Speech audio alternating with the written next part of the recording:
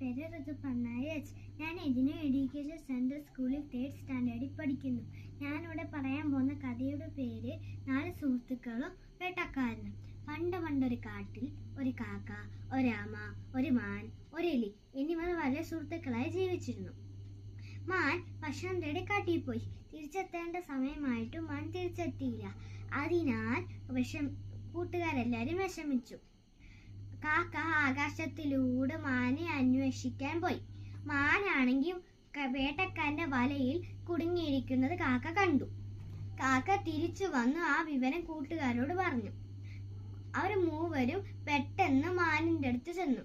മാൻ പറഞ്ഞു, സുഹൃത്തുക്കളെ വേട്ടക്കാരൻ വരാൻ ഇനി അധിക സമയം ഇല്ല. നിങ്ങൾ പെട്ടെന്ന് എന്തെങ്കിലും വഴി കണ്ടെത്തണം. എലി പറഞ്ഞു, വിഷമിക്കേണ്ട കൂട്ടുകാരാ, ഞാൻ നിന്നെ രക്ഷിക്കാം. എലിക്ക് വല മുറിക്കാൻ കഴിയും. എലി വല മുറിച്ച് വരുമ്പോഴത്തേക്കും വേട്ടക്കാരൻ അവിടെ വന്നു. കാക്ക ആകാശത്തിലൂടെ പറന്നുപോയി.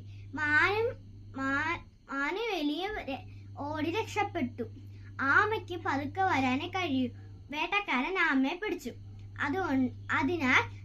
അതിനാൽ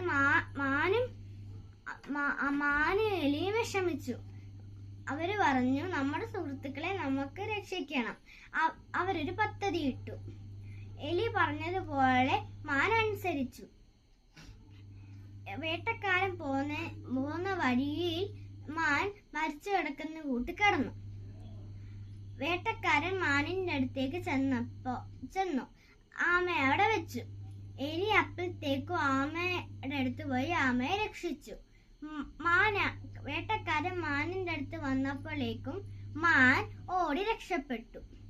പിന്നെ ഇവർ 4 പേര് സന്തോഷത്തോടെ ജീവിച്ചു. ഈ കഥ നമുക്ക് തരുന്ന സന്ദേശം, ഒരുമിച്ച് പ്രവർത്തിച്ചാൽ എന്തും നേടാൻ കഴിയും. നന്ദി.